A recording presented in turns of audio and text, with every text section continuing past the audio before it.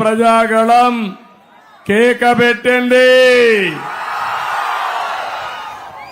ఈరోజు మనమందరం కూడా అత్యంత కీలక సమయం ఇది. మనకు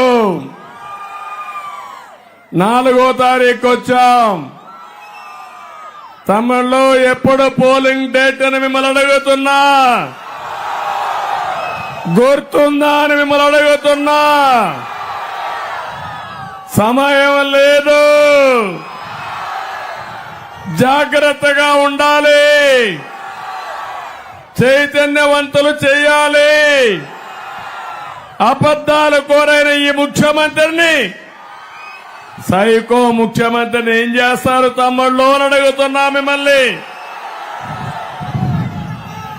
ఒక విషయం మీరు గుర్తుపెట్టుకోవాలి. ఒక పక్క నాకు ప్రాణ సమానమైన తెలుగుదేశం పార్టీ కుటుంబ సభ్యులు, ఇంకో పక్క జన సైనికులు, ఇంకో పక్క బీజేపీ నాయకులు, కార్యకర్తలు,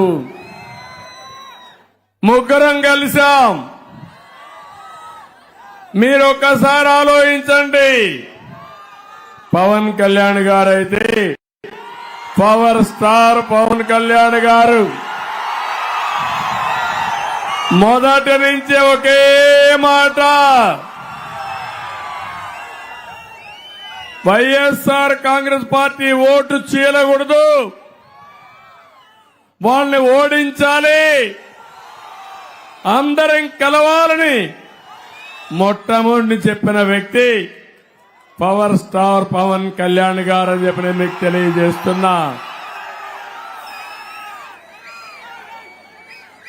నన్ను గాని పవన్ కళ్యాణ్ గారు గాని ఎన్ని ఇబ్బందులు పెట్టారో చూశారా తమ్ముళ్ళు అని మిమ్మల్ని అడుగుతున్నా. మేము ఇబ్బందులు అధిగమించింది మీ బిడ్డల భవిష్యత్తు కోసం. ఆ విషయం మీరు గుర్తుపెట్టుకోండి. నేను పోయిన ఎన్నికల్లో ఒక మాట చెప్పాను, జ్ఞాపకం ఉందా? ఒక్క ఛాన్స్ అని కరెంటు తీగలు పట్టుకుంటే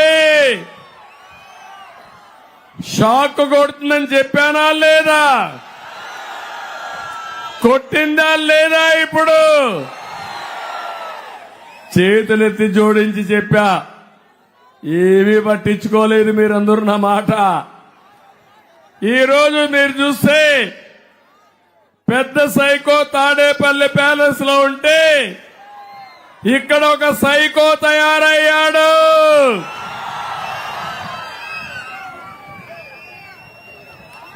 బందీపోట్ల కంటే ఎక్కువగా తయారైపోయి, కాకినాడ అంటే నాకు చాలా అభిమానం. నేను మెచ్చిన నగరం ఈ కాకినాడ. ఎందుకంటే చిన్నప్పుడు మేము వినేవాళ్ళం, తర్వాత నేరుగా చూశాను. తర్వాత కాకినాడ అభివృద్ధికి పాటుపడిన వ్యక్తిని నేను. బ్రిటిష్ వాళ్ళ పీరియడ్ నుంచి స్ట్రైట్ రోడ్లుండే ఏకైక నగరం ఆంధ్రప్రదేశ్ లో కాకినాడ. దాన్ని ఒక స్మార్ట్ సిటీగా నిర్మాణం చేయాలని కేంద్ర సహకారంతో స్మార్ట్ సిటీ చేసి ఎన్నిసార్లు వచ్చారో నాకే తెలియదు. సుందరీకరణ ఏ విధంగా చేశానో మీరే చూశారు. చూశారా లేదా? ఇప్పుడు ఆ కాకినాడ ఏమైంది? గంజాయి కేంద్రంగా తయారైపోయింది, డ్రగ్స్ క్యాపిటల్ గా తయారైపోయింది, దొంగ బియ్యం రవాణా కేంద్రంగా తయారైంది. అన్ని దోపిడీలు, కడాన పేకాట కూడా ఈ పెద్ద మనిషికే కావాలా. తమిళలో ఈయన మామూలు వ్యక్తి కాదు, జగన్మోహన్ రెడ్డి బినామీ. ఆయన ఆస్తులు ఈయన పేరుతోనే ఉన్నాయి. అవునా కాదా? అవునా కాదా? అవునంటే చేతుల పైకి ఎత్తండి. ఈ దొంగ ఆ గజ దొంగ ఇద్దరు కలిసి అందుకే మొన్న వచ్చాడు ఇక్కడికి.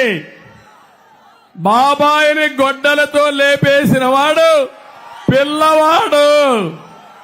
నేను చెప్పా పిల్లవాడైతే పార్లమెంట్ కదా పోవాల్సింది, పలక బలపం ఇచ్చి ఎలిమెంటరీ స్కూల్ పంపించమన్నా. ఇక్కడ చాలా మంచివాడు, సాధు జంతువు, నోట్లో ఏలు పెడితే కొరకడు. ఎక్కడ పెట్టాలి? ఈయన తీసుకుపోయి మ్యూజియంలో పెట్టాలి. ఏమనుకుంటున్నాను అంటే ప్రజలంటే లెక్కలేనితనం వచ్చింది అంటే నీకు భయపడాలి. తమలో మీలో కూడా పిరికితనం ఉంది ఉంది ఉంది ఉంది.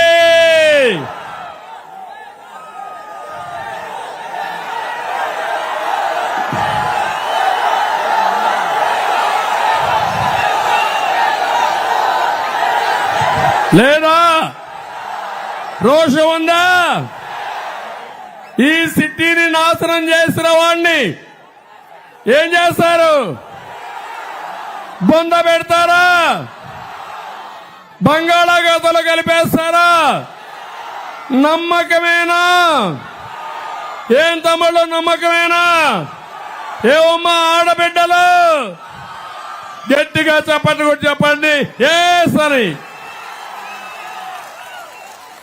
ఎందుకు నేను ఈ మాట వాడుతున్నానంటే ఈ రాష్ట్రంలో ఒక అహంకారి సైకో, ఇక్కడ పిల్ల సైకో.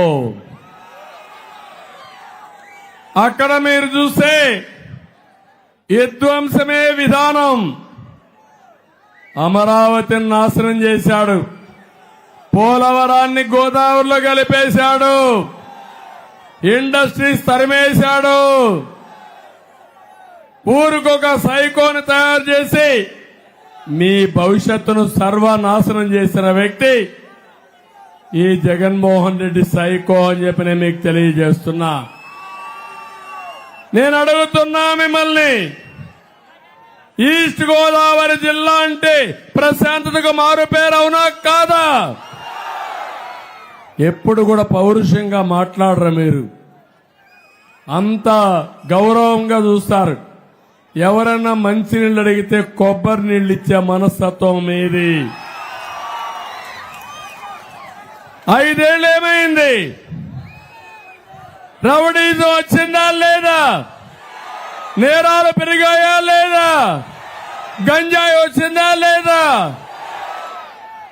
ఏంటి అరాచకం? పవిత్రమైన గోదావరి సాక్షిగా నేను చెప్తున్నా, ఇలాంటి జిల్లాలో ఇలాంటి దుర్మార్గులు వచ్చి ఈ జిల్లాని మరొక పులివెందల చేయాలంటే వదిలిపెడతామా తమ్ముళ్ళు అని అడుగుతున్నా. ఇక్కడుండే ఎమ్మెల్యేకి ఎంత కొవ్వెక్కిందంటే పవన్ కళ్యాణ్ ని సవాలు విసురుతాడు. ఆయన గోటి, ఆయన కాలు వేలు గోటి కూడా సరితూగని నువ్వు లెక్క లేకుండా మాట్లాడతావా? నువ్వు కబద్దార్, గుర్తుపెట్టుకో. ఎవరితో పెట్టుకుంటున్నావో గుర్తుపెట్టుకో. దోపిడీ చేయడం అంత ఈజీ కాదు. నిన్ను నువ్వు కాపాడుకోవడానికి రౌడీల్ని నిర్మోహమాటంగా అణిచివేసిన పార్టీ తెలుగుదేశం పార్టీ. నిజ జీవితంలో కూడా గబ్బర్ సింగ్ నా మిత్రుడు పవన్ కళ్యాణ్ గారు.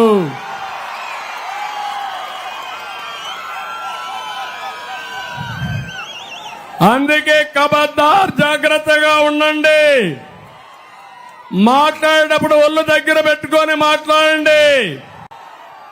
రాష్ట్రాన్ని దోపిడీ చేసి ఎక్కడికక్కడ కొవ్వెక్కిపోయి డబ్బుల మదంతో విర్రవీగే పరిస్థితికి వచ్చారు. ఈ విర్రవీగే వాళ్ళకు ఒకటే చెప్తున్నా, కళ్ళెం వేసే బాధ్యత మాదని మీ అందరికీ హామీ ఇస్తున్నా. తమిళలో ఈయన పాలన వల్ల 30 ఏళ్లు ఎన్నికెళ్లిపోయాం. బాధ నా గురించి కాదు, పవన్ కళ్యాణ్ గారి గురించి కాదు, మీ గురించి బాధపడుతున్నాం. మీ యొక్క జీవన ప్రమాణాల గురించి బాధపడుతున్నాం. అదే మా ఆవేదన. ఒక విషయం చూడండి, ఆంధ్రప్రదేశ్ రాష్ట్రం అంటే సమర్థవంతమైన ప్రజలు, మెరికల్ లాంటి యువత, జీవనదులు, సారవంతమైన భూములు, 900 కిలోమీటర్లు సుదీర్ఘమైనటువంటి తీర ప్రాంతం. ఈరోజు మీరు చూడండి, ప్రపంచమంతా బ్రహ్మాండంగా రాణిస్తూ నెంబర్ 1 కమ్యూనిటీగా ఏ దేశానికి వెళ్ళినా అక్కడ ఎవరు బాగా పలుకుబడి ఉందంటే తెలుగువారే. అది ఈరోజు తెలుగు జాతి ముందుకు పోయే విధానం. దానికే నేను ఎప్పుడో ఫౌండేషన్ వేసా 25 ఏళ్లకు మనుపు. ఈరోజు మీరు చూడండి, ఇక్కడ ఈ రాష్ట్రంలో 2019లో ఈ సైకో వచ్చి రాష్ట్రాన్ని సర్వనాశనం చేశాడా లేదా అని మిమ్మల్ని అడుగుతున్నా. ఈరోజు రాష్ట్రంలో మీరు చూస్తే ఎన్ఆర్ఐలు వచ్చి ప్రచారం చేస్తున్నారు. వేరే దేశాల నుంచి, వేరే రాష్ట్రాల నుంచి ప్రొఫెషనల్స్ వచ్చి ప్రచారం చేస్తున్నారు. అదే మాదిరిగా కొంతమంది అన్ఎంప్లాయిడ్ అసోసియేషన్ పెట్టుకొని మళ్ళా మాకు ఉద్యోగాలు కావాలంటే కూటమి రావాలనే వాళ్ళ బాధ్యత వాళ్ళు చేస్తున్నారు. అందుకే నేను మిమ్మల్ని కూడా అడుగుతున్నా, బానిసలుగా మిగిలిపోదామా? పోరాడి రాష్ట్రాన్ని కాపాడుకుందామా తమ్ముళ్ళు అని అడుగుతున్నా.